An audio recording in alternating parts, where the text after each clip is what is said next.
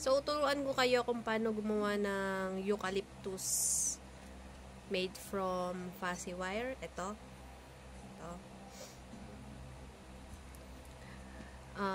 Kuha kayo ng 5½ na green na fuzzy wire. Ang sukat nito, 30 cm. Then, hahatiin nyo siya into 15 cm. Hatiin nyo siya. Ito na ngayon. Hatiin nyo siya. Pagkahati nyo, igaganto lang. Ibibilot lang natin.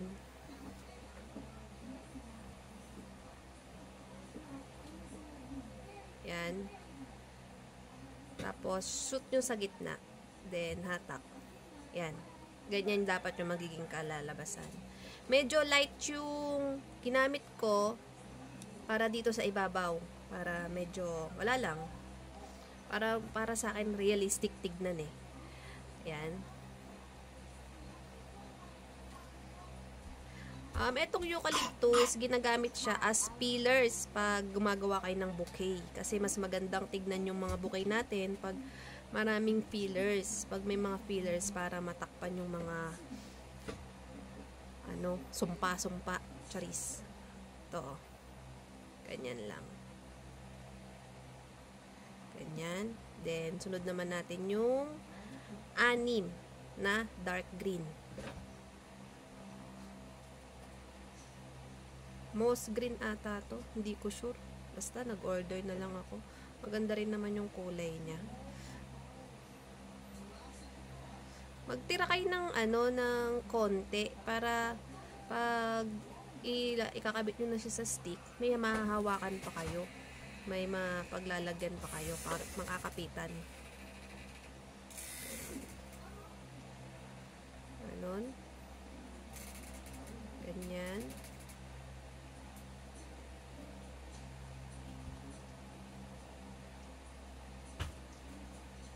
Para sa mga gustong matuto kung paano gumawa ng fuzzy wire flowers, start na natin.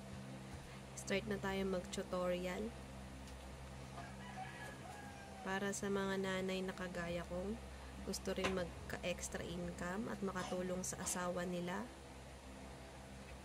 Sabay-sabay tayong gumawa ng mga bulaklak. Yan.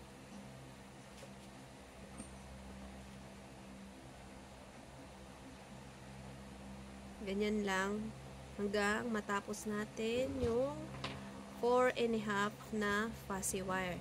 Then, kuha tayo ng stick at floral tape.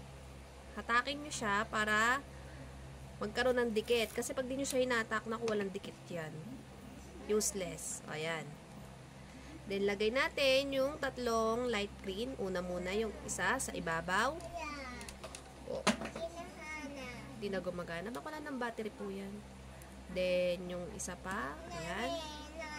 Opo. Bibili natin ng battery. Alin? Opo.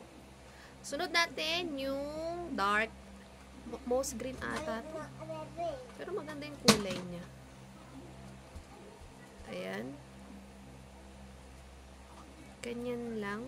Sundan nyo lang siya kung paano ko ginagawa, paano ko dinidikit. Mga mi. Try natin gumawa pa ng mga ibang tutorial.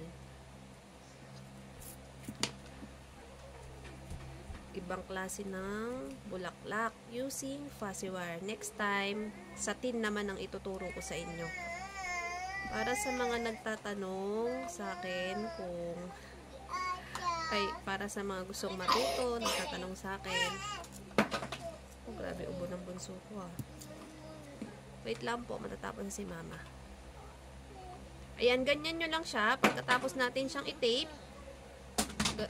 yan, ganyan lang para magmukhang eucalyptus. Ayan. Diba? Maganda na siyang tignan. Diba? Ayun, dito ko siya nilalagay. Yan, pang fillers. Ayan. Ayan, ganyan yung itsura niya pag nilagay nyo na siya as fillers. Pampaganda sa mga ginagawa nating bouquet. Ayan, arrangement. sa mga ginagawa nating arrangement. Ayan. Diba?